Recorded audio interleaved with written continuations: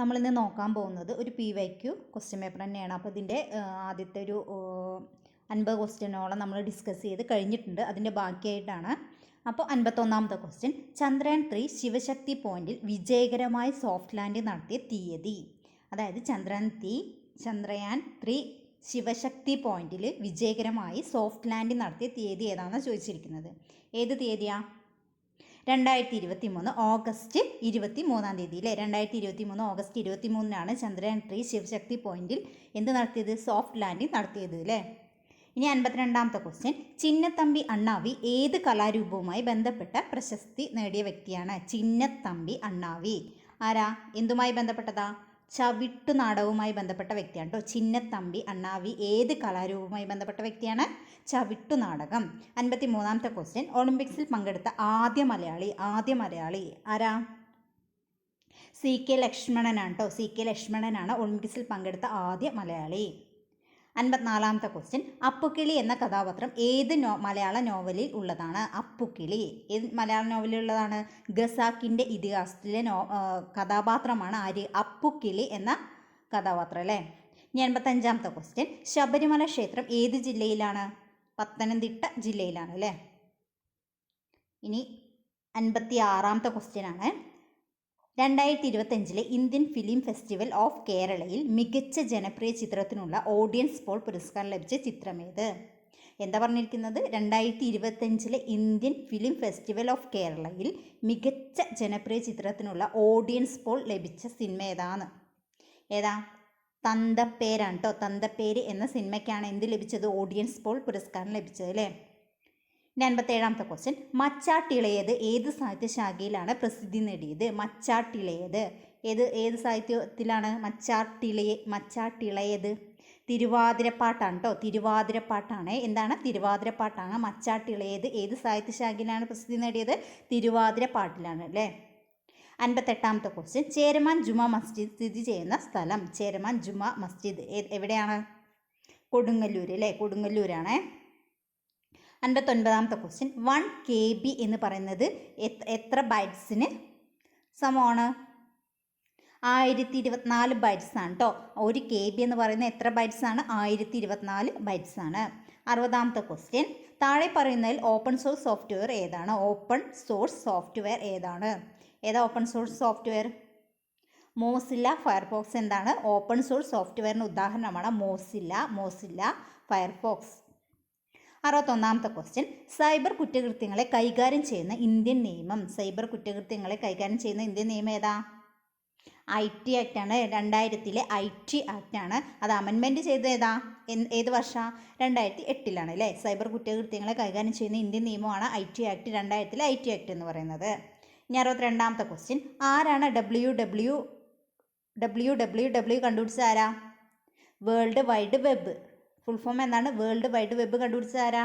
Tim Berners Lee ആണ് കേട്ടോ. Tim Berners Lee ആണ് വേൾഡ് വൈഡ് വെബ് കണ്ടുപിടിച്ചത്. 63ാമത്തെ ക്വസ്റ്റ്യൻ, ഒരു കമ്പ്യൂട്ടറും മൊബൈൽ ഫോണും തമ്മിലുള്ള ബ്ലൂടൂത്ത് കണക്ഷൻ ഏത് തരം നെറ്റ്വർക്കിന് ഉദാഹരണമാണ്? ഒരു കമ്പ്യൂട്ടറും ഒരു മൊബൈൽ ഫോണും തമ്മിലുള്ള ബ്ലൂടൂത്ത് കണക്ഷൻ ഏതാണ്? ലാന്, പാന്, വാന്, മാന്. ആരാ? B ആണല്ലേ? പാനാണല്ലേ? പേഴ്സണലി നെറ്റ്വർക്കാണല്ലോ. ചെറിയ നെറ്റ്വർക്കാണ്. അതായത് കമ്പ്യൂട്ടറും എന്താണ് ഒരു മൊബൈൽ ഫോണും തമ്മിലുള്ള ബ്ലൂടൂത്ത് കണക്ഷനാണ് പാൻ എന്ന് പറയുന്നത്. 64ാമത്തെ ക്വസ്റ്റ്യൻ, 2025 കേന്ദ്ര സാഹിത്യ അക്കാദമി യുവ പുരസ്കാരം മലയാളത്തിൽ നേടിയതാരാ? കേന്ദ്ര സാഹിത്യ അക്കാദമി യുവ പുരസ്കാരം മലയാളത്തിൽ നേടിയതാരാ?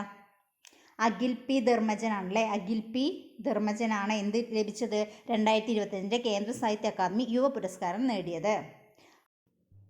65ാമത്തെ ക്വസ്റ്റ്യൻ ഒരു കറണ്ട് അഫെയർ ആണ്. ചീഫ് ജസ്റ്റിസിനെ ചോദിച്ചിട്ടുള്ളത്. അപ്പോൾ ഇവിടെ പഴയതാണ്, 52ാമത്തെയാണ്. ഇപ്പം നമുക്ക് 53ാമത്തെ ചീഫ് ജസ്റ്റിസ് ആണുള്ളത്. ആരാണ്? ജസ്റ്റിസ് സൂര്യകാന്താണ് കേട്ടോ. 53ാമത്തെ ചീഫ് ജസ്റ്റിസ് ആരാണ്? സൂര്യകാന്താണ് കേട്ടോ. ജസ്റ്റിസ് സൂര്യകാന്ത്. ഇവിടെ കറക്റ്റാണ്. 52ാമത്തെ എന്ന് ചോദിച്ചു കഴിഞ്ഞാൽ ഗവായിയാണ്. പക്ഷേ ഇപ്പം നമുക്ക് ആരാണ്? സൂര്യകാന്താണുള്ളത്. 66ാമത്തെ ക്വസ്റ്റ്യൻ, 2005 വിവരാവകാശ നിയമത്തിലെ വകുപ്പ് 8 പ്രകാരം ഇവയിൽ ഏത് തരം വിവരങ്ങളാണ് വെളിപ്പെടുത്തേണ്ടതല്ലാത്തത് കേട്ടോ? 8 പ്രകാരം, വകുപ്പ് 8 പ്രകാരം ഏതെല്ലാം വിവരങ്ങളാണ് വെളിപ്പെടുത്തേണ്ടതല്ലാത്തത് എന്ന് ചോദിച്ചിട്ടുള്ളത്? ഏതാ? ഇന്ത്യയുടെ പരമാധികാരത്തെയും അഖണ്ഡതയെയും ബാധിക്കുന്ന വിവരങ്ങൾ വെളിപ്പെടുത്തേണ്ട ആവശ്യമില്ല. ഏത് വകുപ്പ് പ്രകാരം? വകുപ്പ് 8 പ്രകാരം. വകുപ്പ് 8 പ്രകാരം. ഇനി 67ാമത്തെ ക്വസ്റ്റ്യൻ. പോക്സോ ആക്ട് 2012 വകുപ്പ് 10 പ്രകാരം ഗുരുതരമായ ലൈംഗിക അതിക്രമത്തിന് ലഭിക്കാവുന്ന ഏറ്റവും കുറഞ്ഞ തടവ് ശിക്ഷ. അതായത് പോക്സോ ആക്ട് 2012 വകുപ്പ് 10 പ്രകാരമാണ് കേട്ടോ. വകുപ്പ് 10 പ്രകാരം ഗുരുതരമായ ലൈംഗിക അതിക്രമത്തിന് ലഭിക്കാവുന്ന ഏറ്റവും കുറഞ്ഞ ശിക്ഷ എത്രയെന്നാണ് ചോദിച്ചിട്ടുള്ളത്? ഏറ്റവും കുറഞ്ഞ ചോദിച്ചിട്ടുള്ളത് 5 വർഷമാണ് കേട്ടോ. വകുപ്പ് 10 എന്താ പറയുന്നത്? ഗുരുതരമായ ലൈംഗിക അതിക്രമത്തിന് ഏതിലാണ് പറയുന്നത്? വകുപ്പ് 10ലാണ്.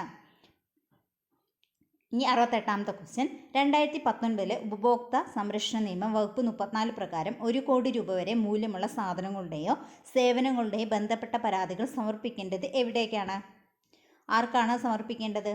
1 കോടി വരെ. അത് ശ്രദ്ധിക്കണം. 1 കോടി വരെ ഉള്ളത് എവിടെയാണ്? ജില്ലാ കമ്മീഷനിലാണ് അല്ലേ? എവിടെയാണ്? ജില്ലാ കമ്മീഷനിലാണ് പരാതി സമർപ്പിക്കേണ്ടത്. വകുപ്പ് 34 പ്രകാരമാണ്. വകുപ്പ് 34 പ്രകാരമാണ്.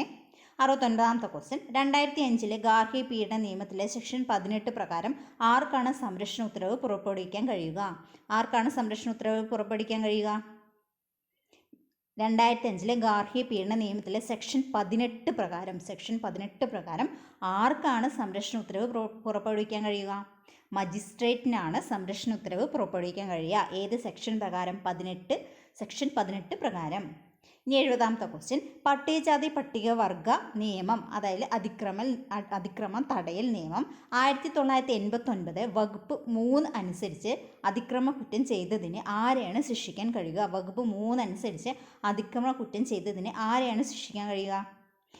ആൻസർ ഡി ആണ് കേട്ടോ. പട്ടികജാതി അല്ലെങ്കിൽ പട്ടികവർഗ അംഗമല്ലാത്ത ആരെയും സെക്ഷൻ 3 പ്രകാരം പട്ടികജാതി പട്ടികവർഗ അതിക്രമം തടയൽ നിയമം 1989 പ്രകാരം ആരെയും ശിക്ഷിക്കാൻ കഴിയുക? പട്ടികജാതി അല്ലെങ്കിൽ പട്ടികവർഗ അംഗമല്ലാത്ത ആരെയും ശിക്ഷിക്കാൻ കഴിയുമെന്നാണ് പറഞ്ഞിരിക്കുന്നത്.